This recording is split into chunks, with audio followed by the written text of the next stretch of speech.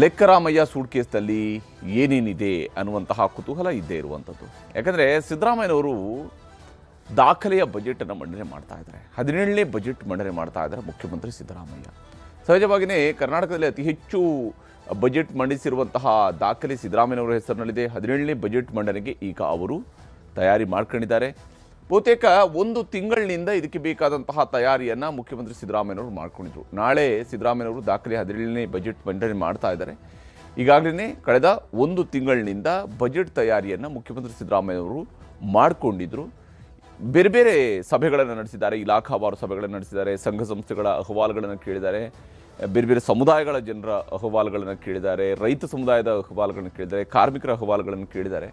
ಆದರೆ ಇಷ್ಟೆಲ್ಲ ಕೇಳಿದರೂ ಕೂಡ GST ಪರಿಷ್ಕರಣೆಯಿಂದ ರಾಜ್ಯದ ಬೊಕ್ಕಸಕ್ಕೆ ಹತ್ರ 13,000 ಕೋಟಿ ರೂಪಾಯಿಯಷ್ಟು ನಷ್ಟ ಆಗ್ತಾ ಇದೆ. GST ಪರಿಷ್ಕರಣೆಯ ಬಾಪ್ತಿನಲ್ಲೇ ಆಗ್ತಾ ಇರುವಂತಹ ನಷ್ಟನೇ ಹತ್ರ 13,000 ಕೋಟಿ ರೂಪಾಯಿ ಇದೆ. ಇದು ಕರ್ನಾಟಕದ ಬೊಕ್ಕಸಕ್ಕೆ ಆಗುವಂತಹ ಹೊಡೆತ.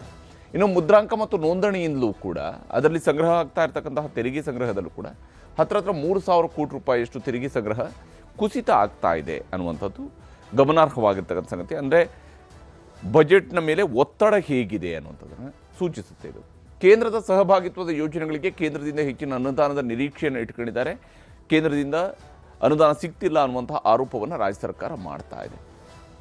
ಕಳೆದ ಆಯವ್ಯಯಕ್ಕಿಂತ 40,000 ಕೋಟಿ ರೂಪಾಯಿ ಬಜೆಟ್ ಗಾತ್ರ ಹೆಚ್ಚಳ ಆಗಬಹುದು. ಆದರೆ ಬಜೆಟ್ ಗಾತ್ರ ಹೆಚ್ಚಳ ಆದ ಕ್ಷಣವೇ ಬಹಳ ಖುಷಿ ಪಡುವಂಥ ವಿಚಾರ ಇರೋದಿಲ್ಲ. ಬಜೆಟ್ನಲ್ಲಿ ಕೊರತೆಯೂ ಕೂಡ ಎಷ್ಟು ಹೆಚ್ಚಳ ಆಗುತ್ತೆ ಅನ್ನುವಂಥದ್ರ ಬಗ್ಗೆಯೂ ಕೂಡ ಅನುಮಾನಗಳು ಇದ್ದೇ ಇದ್ದಾವೆ. ಆರ್ಥಿಕ ಶಿಸ್ತನ್ನು ಕಾಪಾಡಿಕೊಳ್ಬೇಕಾಗಿರೋದು ಸಿದ್ದರಾಮಯ್ಯನವರ ಮೇಲಿರುವಂಥ ಅತ್ಯಂತ ಗುರುತರ ಜವಾಬ್ದಾರಿ ಅಂದರೆ ಅದೇ. ಇವಾಗ ಯಾಕಂದರೆ ಗ್ಯಾರಂಟಿಗಳನ್ನು ಕೊಡ್ತಾ ಇದ್ದಾರೆ, ಗ್ಯಾರಂಟಿಯ ಜೊತೆಗೆ ಇನ್ನೇನು ಅಂಥೇಳಿ ಜನ ಕೇಳ್ತಿದ್ದಾರೆ. ಹೀಗಾಗಿ ಸಿದ್ದರಾಮಯ್ಯನವರು ಈ ಬಾರಿ ಆದಾಯದ ಮೂಲಕ್ಕೆ ಕೈ ಹಾಕುವ ಸಾಧ್ಯತೆ ಇದ್ದೇ ಇದೆ. ಮದ್ಯದ ಮೇಲೆ ಅವರು ಸುಂಕವನ್ನು ಹೇರಬಹುದು. ಯಾಕಂದರೆ ಭಾಳ ಸುಲಭವಾಗಿ ಕರ್ನಾಟಕ ಸರ್ಕಾರಕ್ಕೆ ಆದಾಯ ಮೂಲ ಅಂತಿದ್ದರೆ ಅದು ಮದ್ಯದ ಮೇಲಿನ ತೆರಿಗೆಗಳು. ಹಾಗೆಯೇ ಪೆಟ್ರೋಲ್ ಡೀಸೆಲ್ ಮೇಲೆ ಸುಂಕವನ್ನು ಏರಿಸುವಂಥ ಕಡೆಗೆ ಸರ್ಕಾರ ಮುಂದಾಗುತ್ತಾ? ಯಾಕಂದರೆ ಕಳೆದ ಬಾರಿ ಏರಿಸಿದ್ರು, ಈ ಬಾರಿ ಮತ್ತೆ ಸುಂಕ ಏರಿಕೆ ಮಾಡಿದರೆ ನಾಳೆ ದಿನ ನೀವು ಎಲೆಕ್ಷನ್ಗೆ ಹೋಗಬೇಕಿದೆ, ZPTP ಎಲೆಕ್ಷನ್ಸ್ ಇದ್ದಾವೆ, ಏನು ಕತೆ ಅನ್ನುವಂತಹ ಪ್ರಶ್ನೆ ಇದ್ದೇ ಇದೆ. ಹಾಗಿದ್ರೂ ಸುಂಕ ಏರಿಕೆ ಮಾಡುವ ಸಾಧ್ಯತೆಯನ್ನು ತಳ್ಳಿ ಹಾಕುವಂತಿಲ್ಲ. ಇನ್ನು ಮುದ್ರಾಂಕ ಶುಲ್ಕವೂ ಕೂಡ ಹೆಚ್ಚಳ ಆಗಬಹುದು. ಅದು ಪರಿಷ್ಕರಣೆ ಪ್ರತಿ ವರ್ಷವೂ ಕೂಡ ಆಗಬೇಕು ಅಂತ ನಿಯಮ ಹೇಳುತ್ತೆ. ಅದರ ಪ್ರಕಾರ ಈ ವರ್ಷವೂ ಕೂಡ ಮತ್ತೆ ಮುದ್ರಾಂಕ ಶುಲ್ಕವನ್ನು ಹೆಚ್ಚಳ ಮಾಡುವ, ಪರಿಷ್ಕರಣೆ ಮಾಡುವಂತಹ ಸಾಧ್ಯತೆಯೂ ಕೂಡ ಇರುವಂಥದ್ದು. ಇನ್ನು ಮುಂದುವರೆದು ಸಿದ್ದರಾಮಯ್ಯನವರಿಗೆ ಸಾಲು ಸವಾಲುಗಳು ಕೂಡ ಇದ್ದಾವೆ. ಯಾಕಂದರೆ ಗ್ಯಾರಂಟಿಗಳಿಗೆ ಹಣ ಹೊಂದಿಸುವಂಥದ್ದು ಇದೆಯಲ್ಲ, ಸಿದ್ದರಾಮಯ್ಯನವ್ರಿಗೆ ಇರುವ ಬಹಳ ದೊಡ್ಡ ಸವಾಲು ಅಂದರೆ ಇದುವೇ. ಯಾಕಂದರೆ ಹತ್ರ 55,000 ಕೋಟಿ ರೂಪಾಯಿಗಳನ್ನು ಈ ಗ್ಯಾರಂಟಿಗಳಿಗಾಗಿ ಅವರು ಎತ್ತಿಡಲೇಬೇಕಾದ ಅನಿವಾರ್ಯತೆ ಇದೆ. ಅವರಿಗೆ 55,000 ಕೋಟಿ ರೂಪಾಯಿಗಳನ್ನು ಎತ್ತಿಡಬೇಕಾದ ಅನಿವಾರ್ಯತೆ ಇದೆ ಗ್ಯಾರಂಟಿಗಳಿಗಾಗಿ. ಇದರ ಹೊರತಾಗಿ GBA, ಪಂಚಾಯತಿ ಚುನಾವಣೆ ಇವುಗಳನ್ನು ಟಾರ್ಗೆಟ್ ಮಾಡಬೇಕು. ಅಂದರೆ ಪಾಪ್ಯುಲಿಸ್ಟಿಕ್ ಆಗಿರಬೇಕು, ಜನಪ್ರಿಯವಾಗಿಯೂ ಕೂಡ ಇರಬೇಕು, ಜನರ ವಿಶ್ವಾಸ ಗಳಿಸುವಂತಿರಬೇಕು. GBA ಪಂಚಾಯತಿ ಚುನಾವಣೆಗಾದಾಗ ಜನರಿಗೂ ಒಂದಿಷ್ಟು ಖುಷಿ ಪಡಿಸುವಂತಹ ಕೆಲಸವನ್ನು ಮಾಡಬೇಕಾಗತ್ತೆ.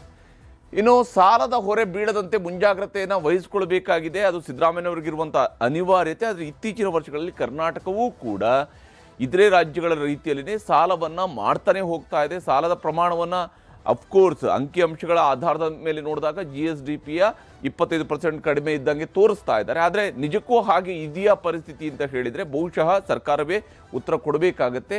ಬಡ್ಡಿ ಕಟ್ಟುವಂತಹ ಮೊತ್ತನೇ ಹತ್ರ 40,000 ಕೋಟಿಗಿಂತ ಮೇಲೆ ಹೋಗಿದೆ. ಈಗ ಕೇಂದ್ರದ ಮೇಲೆ ಅವಲಂಬನೆ ಆಗದಂತೆ ಲೆಕ್ಕವನ್ನು ಮಾಡಲೇಬೇಕಾಗಿರುವಂಥದ್ದು ಸಿದ್ದರಾಮಯ್ಯನವರ ಅನಿವಾರ್ಯತೆ. ಆದರೆ ನಾಳೆಯ ಬಜೆಟ್ ಭಾಷಣದಲ್ಲಿ ಒಂದಿಷ್ಟು ಭಾಗವನ್ನು ಅವರು ಕೇಂದ್ರ ಸರ್ಕಾರವನ್ನು ಟೀಕಿಸೋದಕ್ಕೆ ಒಂದಿಷ್ಟು ಪುಟಗಳನ್ನು, ಒಂದಿಷ್ಟು ಸಾಲುಗಳನ್ನು ಅವರು ಮೀಸಲಿಡುವಂತಹ ಸಾಧ್ಯತೆ ಇದ್ದೇ ಇದೆ. ಇನ್ನು ಜನಪ್ರಿಯ ಬಜೆಟ್ನ ಲೆಕ್ಕಾಚಾರವನ್ನು ಸಿದ್ದರಾಮಯ್ಯನವರು ಹಾಕಲೇಬೇಕಾಗಿರುವಂಥದ್ದು. ಆಗಲೇ ಹೇಳ್ದಂಗೆ ZPTP ಎಲೆಕ್ಷನ್ಸ್ ಬರ್ತಾ ಇರೋದ್ರಿಂದಾಗಿ ಮತ್ತು GB ಎಲೆಕ್ಷನ್ಸ್ ಇರೋದ್ರಿಂದಾಗಿ ಜನಪ್ರಿಯ ಬಜೆಟ್ನ ಲೆಕ್ಕಾಚಾರವೂ ಕೂಡ ಸಿದ್ದರಾಮಯ್ಯನವರ ಕಣ್ಣ ಮುಂದೆ ಇದೆ. ಇದರ ನಡುವೆ ಸರ್ಕಾರಿ ಉದ್ಯೋಗ ಭರ್ತಿಯ ಬಗ್ಗೆ ಘೋಷಣೆಯನ್ನು ಮಾಡಬಹುದು ಸಿದ್ದರಾಮಯ್ಯನವರು. ಈಗ ಆಲ್ರೆಡಿ ಕ್ಯಾಬಿನೆಟ್ನಲ್ಲಿ ಡಿಸಿಷನ್ಸ್ ತಗೊಂಡಿದ್ದಾರೆ, ಅದನ್ನು ಬಜೆಟ್ನಲ್ಲೂ ಕೂಡ ಹೇಳಬಹುದು. ಅನ್ನಭಾಗ್ಯ ಫಲಾನುಭವಿಗಳಿಗೆ ಇಂದಿರಾ ಕಿಟ್ ಅನ್ನುವಂಥ ಒಂದು ಹೊಸ ಕಿಟ್ಟನ್ನು ಕೊಡುವಂಥದ್ರ ಕಡೆಗೆ ಸರ್ಕಾರ ಗಮನ ಹರಿಸಬಹುದು. ಇದಕ್ಕಾಗಿ ಅವರು ಈ ಒಂದು ಕಿಟ್ನ ಒಳಗಡೆ ಏನೆಲ್ಲ ಸೇರಿಸಬಹುದು ಅಂತ ಹೇಳೋ ವಿಚಾರಕ್ಕೆ ಬಂದಾಗಲೂ ಕೂಡ ಇಂದಿರಾ ಕಿಟ್ಗೆ ಹೆಚ್ಚುವರಿಯಾಗಿ 3,000 ಕೋಟಿ ರೂಪಾಯಿ ಹಣವನ್ನು ಮೀಸಲಿಡಬೇಕಾಗಿರುವಂಥದ್ದು ಸಿದ್ದರಾಮಯ್ಯನವರಿಗೆ ಎದುರಾಗುವಂತಹ ಅನಿವಾರ್ಯತೆ ಆಗುತ್ತೆ. ಈ ಇಂದಿರಾ ಕಿಟ್ನಲ್ಲಿ ಈಗ ಅಕ್ಕಿಯ ಜೊತೆಗೇನೆ ಅಡುಗೆ ಎಣ್ಣೆ, ಸೋಪು ಇತ್ಯಾದಿಗಳನ್ನು ಕೊಡಿಸುವಂಥದ್ದು ಕೂಡ ಕೆಲಸ ನಡೆಯುತ್ತೆ. ಎಣ್ಣೆ, ಬೇಳೆ, ಉಪ್ಪು, ಸೋಪು ಇವುಗಳನ್ನು ನೀಡೋದಕ್ಕೆ ಸರ್ಕಾರ ಪ್ಲಾನನ್ನು ಮಾಡ್ಕೊಂಡಿದೆ. ಗೃಹಲಕ್ಷ್ಮಿಯರಿಗೆ 2,000 ರೂಪಾಯಿಯ ಜೊತೆಗೆ ವರ್ಷಕ್ಕೆ 2 ಬಾರಿ ಸೀರೆಯನ್ನು ಕೊಡುವಂಥದ್ದು. ಹಿಂದೆ ರಾಮಕೃಷ್ಣ ಹೆಗಡೆಯವರ ಸರ್ಕಾರದ ಸಂದರ್ಭದಲ್ಲಿ, SR ಬೊಮ್ಮಾಯಿಯವರ ಸರ್ಕಾರದ ಸಂದರ್ಭಗಳಲ್ಲಿ 1980ರ ದಶಕದಲ್ಲಿ ಇತ್ತು ಈ ಸೀರೆಯನ್ನು ಕೊಡುವಂತಹ ಯೋಜನೆ. ಅದನ್ನು ಈಗ ಮತ್ತೆ ರೀಇಂಟ್ರೊಡ್ಯೂಸ್ ಮಾಡ್ಬೋದು. ಅಂಗನವಾಡಿ ಕಾರ್ಯಕರ್ತೆಯರ ಸಹಾಯಧನವನ್ನು ಹೆಚ್ಚಳ ಮಾಡೋದ್ರ ಕಡೆಗೆ ಸಿದ್ದರಾಮಯ್ಯನವರು ಗಮನ ಹರಿಸಲೇಬೇಕಾಗಿದೆ.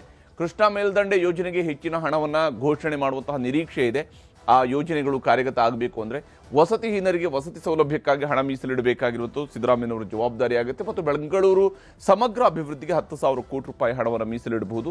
ಕೇಂದ್ರದ BBG ರಾಮ್ಜಿಗೆ ತಿರುಗೇಟು ಕೊಟ್ಟು ಹೊಸ ಯೋಜನೆಯನ್ನು ಮಹಾತ್ಮ ಗಾಂಧಿ ಹೆಸರಿನಲ್ಲಿನೇ ರಾಜ್ಯ ಸರ್ಕಾರನೇ ರೂಪಿಸುವಂತಹ ಸಾಧ್ಯತೆ ಇದೆ. ಕೃಷಿಕರಿಗೆ ಕಡಿಮೆ ಬಡ್ಡಿ ದರದಲ್ಲಿ ಸಾಲ ಸೌಲಭ್ಯವನ್ನು ಒದಗಿಸೋದ್ರ ಕಡೆಗೆ ಆದ್ಯತೆಯನ್ನು ಕೊಡಬಹುದು. ಯಾಕಂದರೆ ಈಗಾಗಲೇ 0% ಇದೆ, ಮತ್ತೊಂದು 3% ಇದೆ. ಇವುಗಳನ್ನು ಹೇಗೆ ಹೊಂದಿಸ್ತಾರೆ ಅನ್ನೋದನ್ನು ನೋಡಬೇಕಾಗಿದೆ.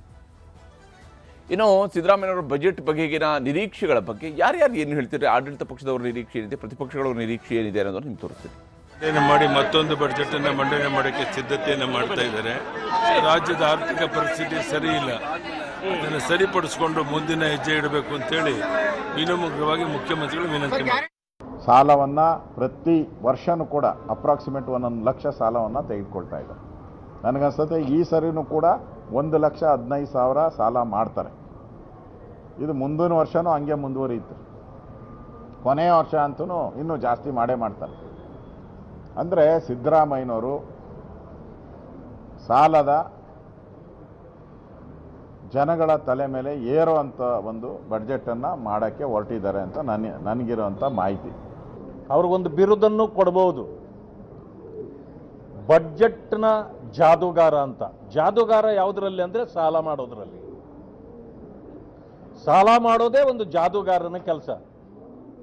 ಅದು ಈಗಾಗಲೇ ಅವರೇ ಒಪ್ಕೊಂಡಿದ್ದಾರೆ, ಸಾಲ ಮಾಡೇ ಮಾಡ್ತೀನಿ ಅಂತ.